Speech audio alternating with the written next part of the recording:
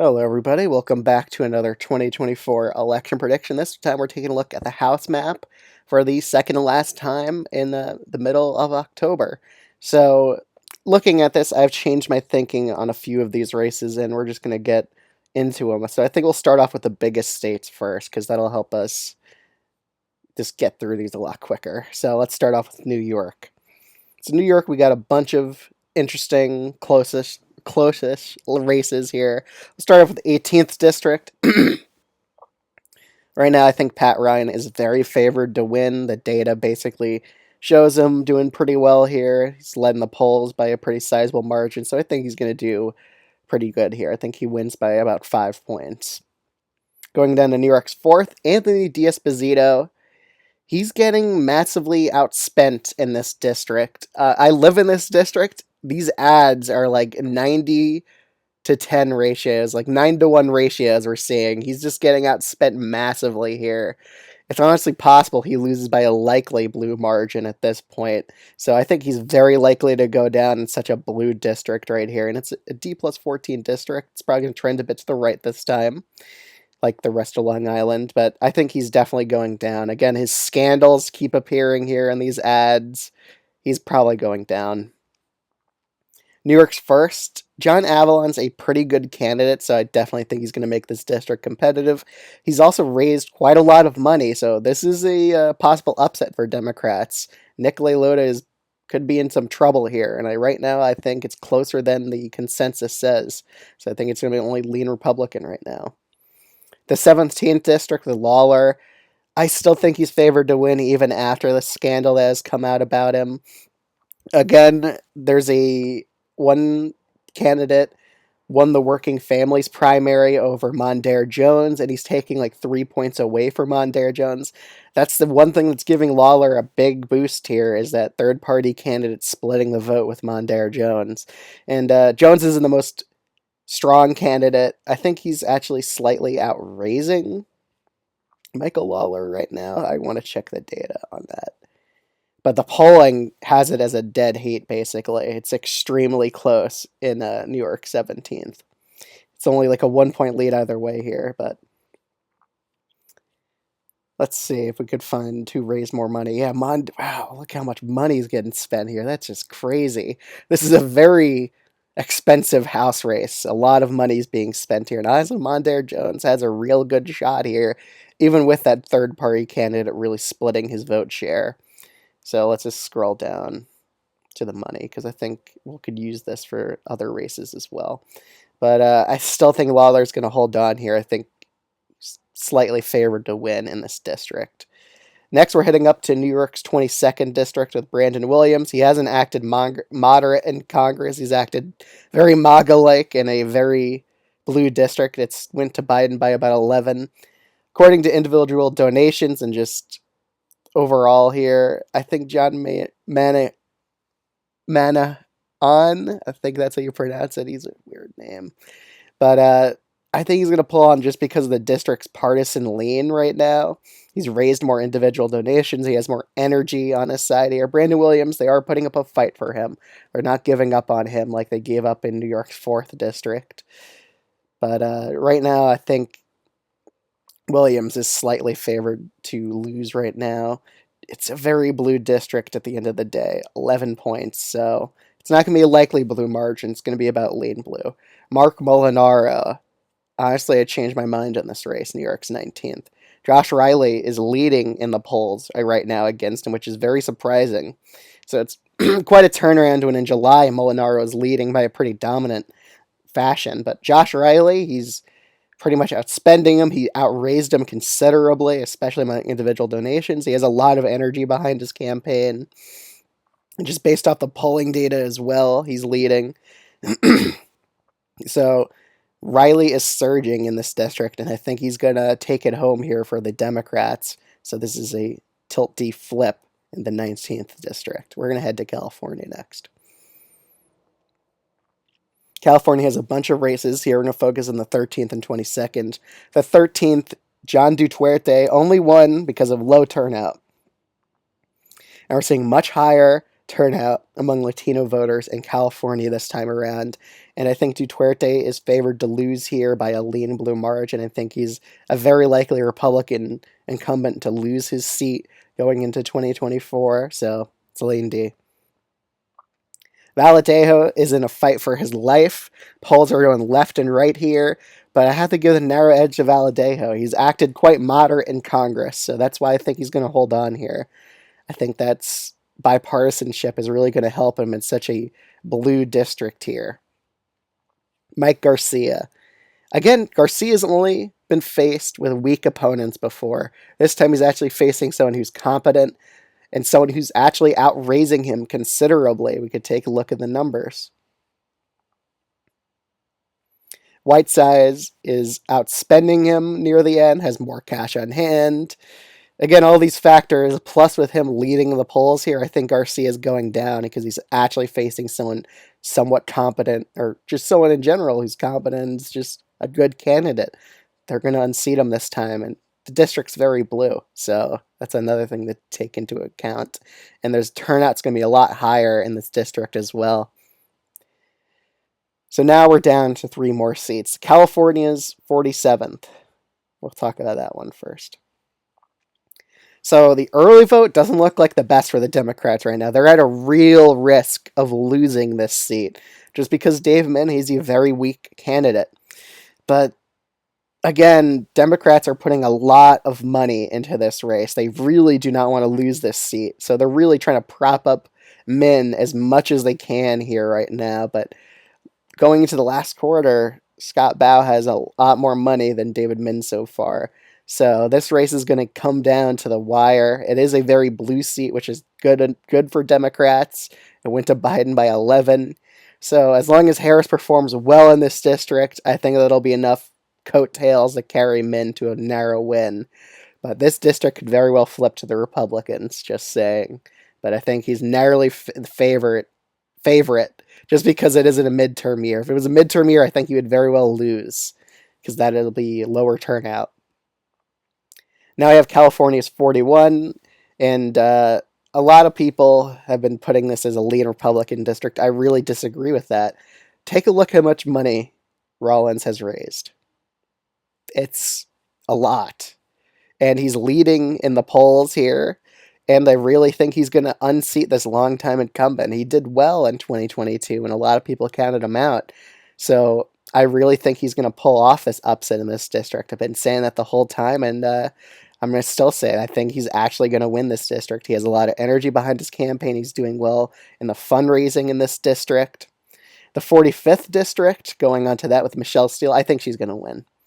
Democrats are doing a play for this district, but again, Michelle Steele has raised a lot of money at the same time here, but Democrats are still putting some money behind him, a few million. But going into the closing days of this campaign, she has a lot more money on hand. And she's an incumbent here. And I think it's a narrowly trending Republican district in their favor. So even though it's a decently blue district, I think Steele's going to pull off the victory here. So let's take a look at the full size. California Republicans go 2 for 6 in the swing districts. Now let's go through some more districts. So in the Rust Belt, Minnesota second's likely blue. Derek Van Orden, I think he's going to pull it off, even though Democrats are making a good play in this district with a lot of money. It's still probably not going to be enough, especially with how close Wisconsin is presidentially. It's probably going to be better for Van Orden to get higher turnout here. In the southern districts, Alabama's second is probably going to be about likely blue. Same with Georgia's second. Again, Georgia's second is actually narrowly trending towards the Republicans, too. But Alabama second's an open seat. Texas 34th. This district has gotten a bit closer, and there was one concerning poll for Harris that she was not doing that well in southern Texas right here, especially in this district. So I am putting this as a lean blue seat. This is a possible upset victory for Republicans, even though Gonzalez beat Flores before by a pretty sizable margin last time. Again, most polling in New Mexico's second has this as a lean blue district. And let's just take a look at Colorado. not Connecticut, Colorado. Just misclicks there. So you may question why the fourth is a toss-up here. I'm going to explain why. And someone sent me some data about why I was reconsidering here. Again, Democrats are actually putting a lot of money into this seat, and especially with individual donations, they're getting a good amount. And in the closing days of this campaign, Cal Verese has more money than Boebert right now. And Boebert, she underperformed in an R+8 seat and nearly lost it. I think I'm going to put this seat as likely Republican. I think this is a possible seat to watch here just because of how weak of a candidate Boebert actually is. And just looking at the energy in this district, there's a lot of momentum going behind Cal Verese here. So I think this is a district to watch out for. So I'm putting this as a likely Republican district. Going over to Colorado's 3rd district. Well, actually, let's take a look at the 5th. Could it be possibly competitive? Nah, I don't think so. Again, the candidate's not as weak as Boebert, but the 3rd district with the Democrat Frisk, I think he has a decent shot here. He's raised like a lot of money here in Colorado's 3rd. So I'll just show you that. 16 million. Wow. Again, it's an R+8 district, though. That's what makes me think he's still a narrow underdog here. Even though he's raised so much money in this district, I would still put it as a tilt Republican one at the end of the day. In Colorado's 8th district, I'm going to put it as tilt D. Race in the polls have it as pretty close one, and Republicans and Democrats are spending a lot of money there, so it's a battleground district. Connecticut's, did not mean to click in the 4th. Meant to click on Johanna Hayes district. Again, it's redder down ballot, so even though it's a double-digit Harris district or Biden district, it's going to be a bit closer. In Maine's 2nd with Jared Golden, I think he's going to win in this battleground district. Again, he's raised more money than the Republican opponent. The Republican opponent's also not an elected official, so I don't know how well that's going to play out for him, especially when Golden has more money and seen as a more moderate candidate. Again, him coming out in favor of an assault weapons ban definitely hurt him here, so that's why it's only tilt blue, not lane blue. These 2 districts, Indiana's 1st, I would consider it likely blue, while Illinois 17th, I would put this one as lean blue. Let's see. I guess we'll finish up the South. We only got one competitive district in North Carolina with Don Davis, but most polls here have him up by a pretty sizable margin. He's also outperforming Harris by a good amount, too. In terms of total donations, he's raised more money, so even though the early vote doesn't look the best for Democrats in North Carolina right now, they're only narrowly leading. I would probably put this as a lean blue district still. I think he's still on track to win. He has a pretty sizable lead in the polls there, too. So I have this as a lean blue one. But it's a race to keep an eye on. It could potentially flip. But right now I'm just not seeing it. In Virginia, the 2nd district, Democrats are basically triaging this. They're pretty much giving up on beating Jen Kagan, so she's going to win here. The 7th district, they're putting tons of money here to defend Vindman because they don't want the seat flipping, and Vindman's a very weak candidate. So keep an eye on this district. If Republicans win here, then Virginia's going to be a lot closer than expected. But right now, I think Vindman's going to narrowly win this district by a tilt blue margin. But it's a race to keep an eye on. In Pennsylvania, we got a lot of competitive races. We'll start off with the 10th. Janelle Stelson is leading in the polling average here in Pennsylvania's 10th, which is very interesting.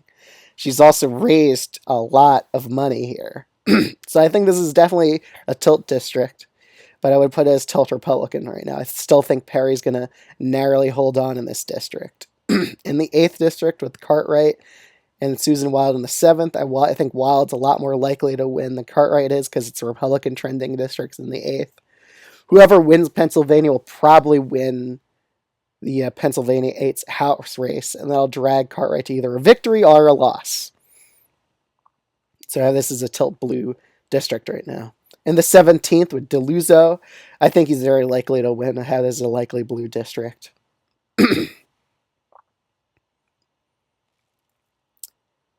Oh yeah, we got a race in Maryland and New Jersey and Ohio, so that will go in that order. Maryland, we got one competitive race. I'm moving this race down to a lean blue margin. Again, this is a potential sleeper flip to watch out for. Internal polls for the Republicans have this as a closer race. Democrats aren't spending as much in this district, and it's an open seat with Larry Hogan potentially boosting Republican turnout in this district. So it's a race to watch out for. But for now, I think it's in the Democrats' favor. In New Jersey, Democrats have basically triaged New Jersey's 7th, so I think Tom Keene's very likely to win here in this narrow Biden district. I really don't think they should have triaged this race because Allemann's only a couple points behind. She's done a very good job at raising money too, but we could just take a look at how much money she raised. She's keeping even with him, even among individual donations. But just the triaging by the national DNC, that's going to hurt her in this district. We're going to take a look at Ohio next. I agree on the ratings here, but for the 13th, I still think it's a lean blue district. I mean, we could take a look at the data, but I think she's still favored to win here. But it's something to keep an eye out for. Let's see if it'll make it lean blue or tilt blue. Wow, that is a pretty big difference here in terms of money that she's raised, and she has enough money to outspend this guy near the end too. So I think this is a lean blue race just based off the fundraising data we've seen, and it's a blue district overall too. So unless Trump wins Ohio by 10, then she would be in trouble. But right now I think Trump's only going to win it by 8.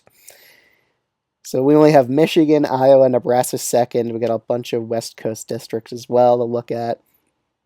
So we'll take a look at Michigan, then Iowa. So in Michigan, we got a few competitive districts here. The 4th, I'm going to be putting that down to likely Republican. Again, we'll take a look at how Republican is. It's only R+4, and it's a narrow left-trending district. So I'm moving it down to likely R. John James, I think, is going to hold on here, but only by a tilt Republican margin. The Democrats actually raising a fair amount of money. In the 8th and 7th districts, 7th, I would put as a narrow Republican flip as of right now. Barrett has been leading the polls as of late. The 8th district is basically a tie in the polling, but we'll take a look at the data for Michigan's 7th and 8th. I'm curious what the 7th says. So Hertel Jr., he has a shot here, but Barrett seems like a bit of a stronger candidate than him right now. And Hertel Jr. also had a minor scandal. The 8th district, Republicans are actually putting a lot more money into this district than the other one, which is actually kind of interesting. Actually, it's about even, but the Democrats' spending priority isn't as high here. But if we look at the cash on hand in the remaining days, the Democrat has a narrow advantage. So I would put this district as tilty. Iowa. So looking at this, we have 2 competitive races here, but I think they're both tilt Republican. I think Meeks is in some serious trouble, though. I think this is a potential surprise flip here. And Zach Nunn's also been trailing the polls, too. So these are both potential flips, especially if Trump only does about the same in Iowa. We could watch out for these districts because they could flip to the Democrats. But right now I'm giving them narrow advantages in both those districts. In Nebraska second, I really think Don Bacon is bacon right now. I think he's in a lot of trouble here. All the polls have him trailing by pretty sizable margins. He's also getting outraised. I think he's going to be a huge underdog in this election right now, that he's facing a rematch for someone who almost beat him last time unexpectedly. Montana's versus the lean Republican. Don't really need to explain that one. In Alaska, we had some polling from an internal GOP source, and they had Patola narrowly losing here. I just don't think that's going to happen. She has such high favorability ratings. I still think she's going to win here by about 2% or so. And also, Alaska's trending presidentially to the left, too, which is only good for Mary Patola, so she doesn't have that much of a delta to overcome. So I think it's going to be lean D still. I don't think she's going to lose. I really doubt it. I think she's going to be a future senator for Alaska, even. So I would be very shocked to see her lose in this race. In Nevada, the early vote's extremely close here. So their only most competitive district is the 3rd. It's the least Dem-leaning one, and I think it's going to be at least a lean blue district as of right now, just because of how close the early vote is currently. She only won by 4 last time around, so kind of seems about right here. We have Arizona, Oregon, and Washington left. We'll start with Arizona, just because I think Oh yeah, and the second shifts to likely are because of one poll had it as decently close here. Again, he only won by about 8 last time around, unseating an incumbent. But with the first and sixth districts, I think they're going to still be tilt Republican districts. We could take a look at the data if you want to. Let's see. Again, Amisha, he's doing pretty good in terms of fundraising here. It really depends on who wins Arizona presidentially, and right now I think it goes narrowly to Trump, so that's the only reason I have this district going Republican. Arizona 6, Democrats are actually putting a sizable play here. So really, I think this swings with who wins presidentially in Arizona as well, which is kind of funny. So right now I have it going tilt to Trump right now. So it's narrowly Republican so far. It's just going to determine who wins the presidential race in Arizona, how these two seats swing, in my opinion. In Washington's 3rd district, I really think that Marie Perez is going to win. I think the Blue Dog Democrat is going to pull off a win here. The internals have this neck and neck, but I think that Jo Kent's too extreme of a candidate to win in this district, so I think she's going to win here again. She beat him last time. Oregon, the last district here, Janelle Bynum, and I think Bynum's going to beat DeRimmer. She beat her last time in a few state legislative races. I also think she's outraising DeRimmer right now. Let's just take a look at that data. Oregon's 5th. She's narrowly outraising her, but DeRimmer has a bit more cash on hand, but the polling is behind Bynum right now. She's leading by like 2 or 3 points in the polls. So I think this is a lean Democratic flip. So let's take a look at the complete map, and we're missing one race here. Which race are we missing? Did I click on a random urban district here? Because it should be 215 Republicans. Let's just take a look. Oh, Paulina Luna. Forgot to cover Florida. Polls actually have this race as decently close. Fundraising gap is also tightening. The Democrat is surging here. So I have this as a lean Republican hold as of right now. So here's the total map. Democrats 10 tilts, Republicans 11.